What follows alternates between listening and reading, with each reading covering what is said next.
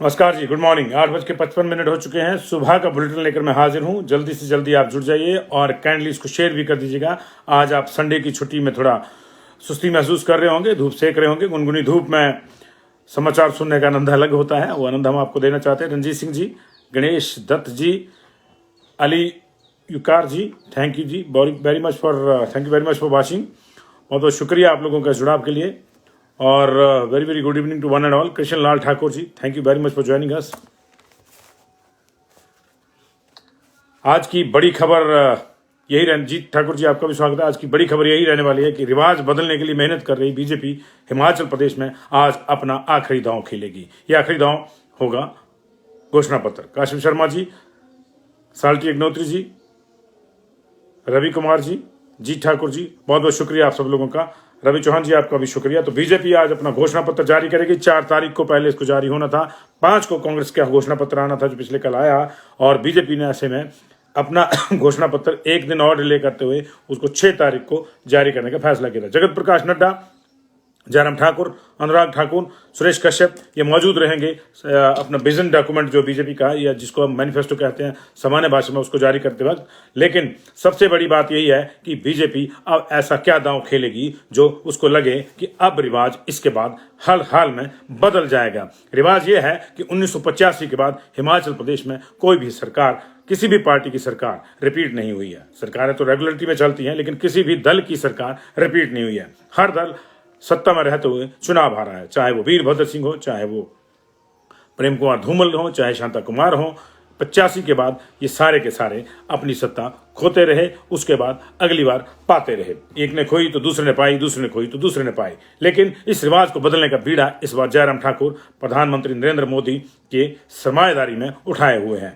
रिवाज बदलने का नारा बीजेपी ने दिया है, लेकिन दूसरी ओर कांग्रेस कहती है कि रिवाज अच्छा है।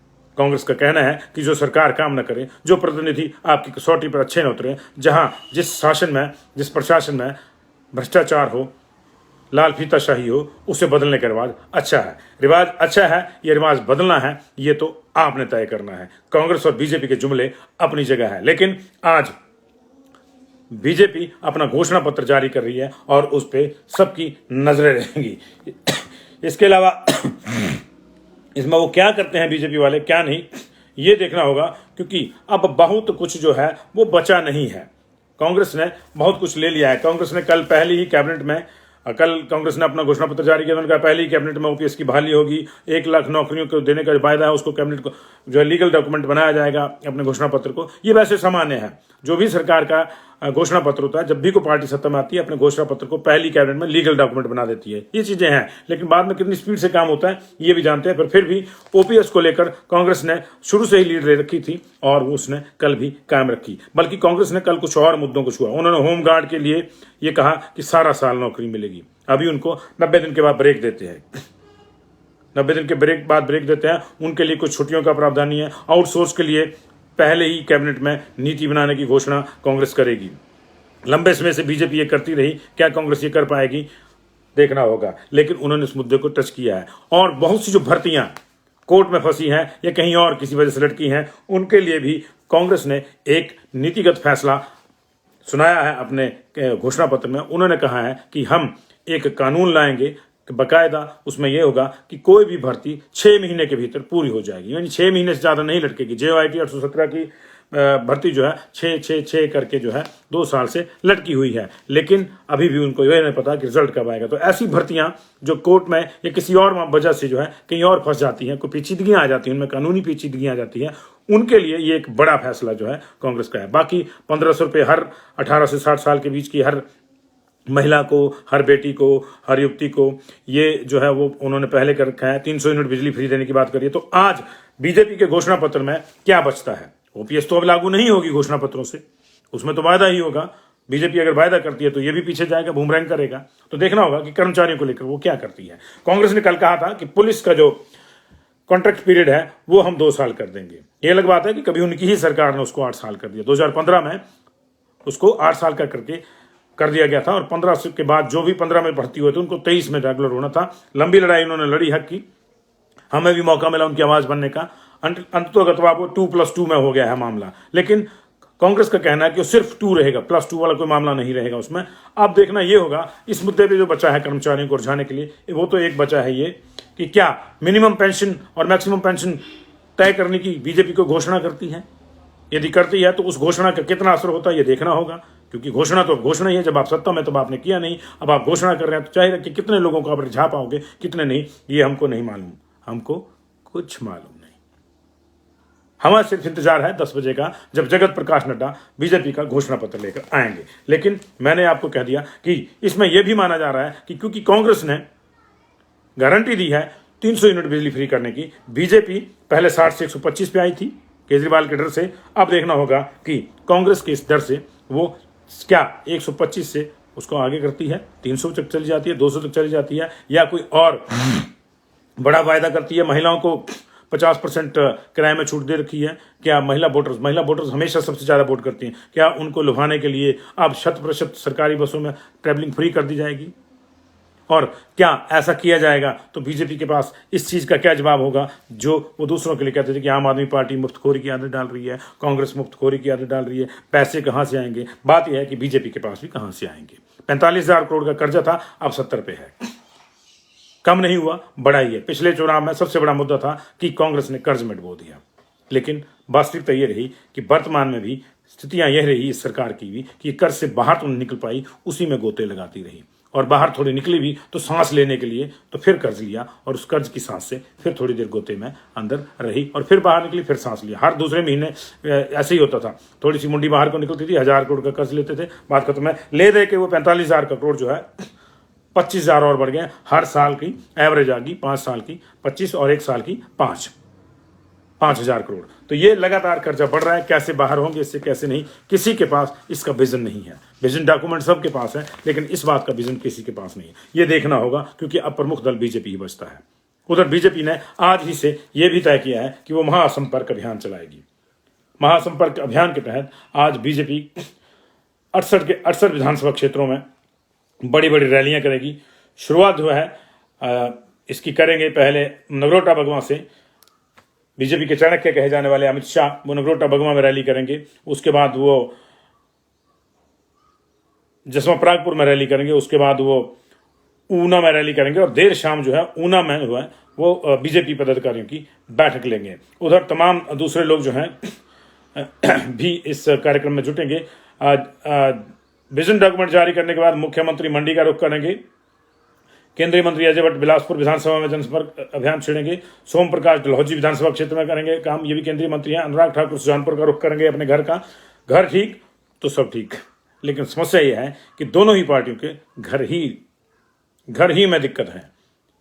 कांग्रेस के जो नेता मुख्यमंत्री की रेस में है उनके अपने घरों में दिक्कत है। बीजेपी के जो नेता मुख्यमंत्री की रेस में है उनके अपने घरों में दिक्कत है। बीजेपी के मुख्यमंत्री की अपनी कॉन्स्टिट्यूंसी को छोड़ दें तो घर की बात करें तो मंडी में दिक्कत है, मंत्रियों के अपने घरों में दिक्कत है, कांग्रेस के पूरे 6 मंत्रिमंडल के घर में दिक्कत है। इन दिक्कतों से कौन कितना पार पाता है ये देखना बड़ा दिलचस्प रहेगा, क्योंकि ये दिक्कतें कोई और नहीं आप हल करेंगे। किसको दिक्कत में डालना है, किसको डुबोना है, किसको उबारना है, किसको बाहर निकालना है, किसको सिर पे बिठाना है, किसको गिरा देना है, ये जनता तय करती है, क्योंकि जनता लोकतंत्र में जनार्दन है और वो आप हैं जी। 8 नवंबर को जो है 7 तारीख के भी प्रोग्राम है। 7 तारीख को स्मृति ईरानी महासंपर्क अभियान के तहत 3 जनसभाएं करेंगी। रेणुका जी में 12 बजे, इंदौरा में 1:30 बजे, 1:50 पे 2 ही रख लीजिए जो, और जसूर नूरपुर विधानसभा में 3:15 बजे वो विधानसभा क्षेत्रों में जाकर वोट मांगेंगी। इसके अलावा 8 तारीख को फिर से नितिन गडकरी आएंगे 12 बजे भरमौर में, और दोपहर 2:15 बजे द्रंग विधानसभा में जनसेवा करेंगे। योगी भी आएंगे। योगी का ये तीसरा दौरा होगा। पालमपुर में 11:15 बजे, आनी में 1:30 बजे और ठियोग में 3:30 बजे। उधर नड्डा आज से निकल जाएंगे ऊपरी शिमला के इलाके में, और वहां छोटी छोटी जनसभाओं को संबोधित करके बीजेपी के पक्ष में वोट मांगेंगे। सबसे दिलचस्प होगा उनकी कोटखाई वाली जनसभा को देखना। पिछली बार कोटखाई का टिकट कटा था परिवारवाद के नाम पर। नड्डा ने साफ कहा था कि परिवारवाद नहीं चलेगा। अब की वो कैसे बताएंगे कोटखाई वालों को कि इस परिवारवाद में क्या खास है जो उन्होंने इसको अंततोगत्वा अपना लिया। सवाल तो उठते हैं। नड्डा जी से भी सवाल उठेंगे, और सवाल जो है प्रियंका गांधी से भी उठेंगे, सवाल बाकी लोगों से भी उठेंगे। सवाल है उधर प्रधानमंत्री नरेंद्र मोदी ने बागियों को मनाने का जिम्मा अपने हाथ ले लिया है। कल एक वीडियो वायरल हुआ था, आपने खूब देखा उसको, हमारे उस पर कृपाल परमार ने जो है कृपाल परमार को उनका फोन आया था और वो रिकॉर्डिंग हो गई वीडियो की। फोन पे जब वो कृपाल परमार बात कर रहे थे उनके समर्थकों ने रिकॉर्डिंग कर ली। अब वो रिकॉर्डिंग वायरल है। माना जा रहा है कि 27 तारीख की रिकॉर्डिंग है, जब क्योंकि उन्होंने कहा था वीडियो में कृपाल परमार ने कि मोदी जी ये फोन 2 दिन पहले आ जाता तो बात कुछ और होती, यानी वो बैठ जाते, क्योंकि 25 तारीख नामांकन उन्होंने लास्ट मोमेंट पे दाखिल किया था, तो वो नहीं करते उनके कहने में। इसलिए माना जा रहा है कि 2 दिन का मतलब 27 को फोन आया तो 25 को अगर फोन आ गया था तो वो नामांकन नहीं करते। लेकिन अब उन्होंने नामांकन भर दिया है और अब वो अपनी राह निकल गए हैं। कृपाल परमार से जब से ये वीडियो वायरल हुआ है हमारी बातचीत नहीं हो पा रही है। लगातार हम संपर्क कर रहे हैं, कोशिश करेंगे जहां वो छुपे हों वहां से ढूंढ के निकाल लाएंगे और आपकी नजर करेंगे कि भाई बता अब तेरी रजा क्या है। तो चलिए उनकी रजा फिर देखेंगे। लेकिन मोदी लगातार अपने स्टाइल में प्रचार करते हैं, लोकल मुद्दों पर टच करते हैं और इसके साथ ही वो ये भी देखते हैं कि किसका बड़ा वोट बैंक किधर है।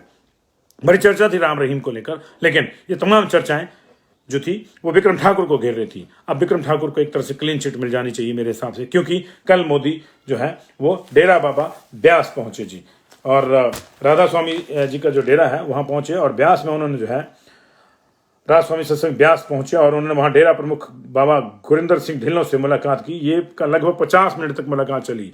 ये भी एक जेस्चर है, क्योंकि राधा स्वामी डेरा का जो है यहाँ पे बहुत प्रभाव है और इसमें कोई दो राय नहीं है कि अगर आपकी उनमें आस्था है तो भी और नहीं है तो भी। एक बात तय है कि इस डेरे ने कोविड के समय में इस प्रदेश की बहुत सेवा की है, बहुत सेवा करी है। परौर का आश्रम जब तक शासन प्रशासन ने कहा तब तक कोविड सेंटर के रूप में चलता रहा। सोलन का आश्रम जब तक कोविड सेंटर के रूप में मांगा गया तब तक दिया। भोटा का हॉस्पिटल जब तक शासन प्रशासन ने कहा उसको कोविड हॉस्पिटल रखा गया। मानवता की सेवा इस डेरे ने की है, लेकिन इसका सियासी लाभ उठाने के ये जो प्रयास हैं वो कितने फलीभूत होते हैं ये देखना होगा। पिछली बार भी जब विधानसभा के चुनाव आए थे, आपको याद होगा, दौड़ दौड़ कर कभी सतपाल सत्ती जाते थे हेलीकॉप्टर से डेरा बाबा ब्यास, कभी कोई, कभी अनुराग ठाकुर, कभी कोई, कभी कांग्रेस वाले। लेकिन आस्थाएं अपनी जगह हैं और पॉलिटिक्स अपनी जगह है। पॉलिटिक्स जब आदमी करता है, पॉलिटिकल डिसीजन जब लेता है तो वो यहाँ से सोचता है, आस्था यहाँ से है। ये दिल और दिमाग का मामला है और कौन दिल में आता है कौन दिमाग में, ये देखने वाली बात है। और ये लेकिन एक प्रयास इसको माना जा रहा है इस तरह से। और मेरा मानना है कि अब जो तमाम इफ्स एंड बट्स उठ रहे हैं विक्रम ठाकुर पे वो कहीं नहीं जाते। कपिल चौधरी जी बहुत बहुत शुक्रिया आपका। तो यही देखना होगा। और इसी बीच में आज अनुराग ठाकुर ने वो पुराना राग छेड़ दिया जिसे कांग्रेस गाती थी, राग दूल्हा। बता तेरा दूल्हा कौन, वो गाना सुना होगा ना आपने हिंदी फिल्म का, लाल दुपट्टे वाली तेरा नाम तो बता। तो कांग्रेस से अब उसी अंदाज में अनुराग ठाकुर पूछ रहे हैं कि तेरे दूल्हे का नाम तो बता। ये राग हमेशा कांग्रेस ने अलापा है। जब जब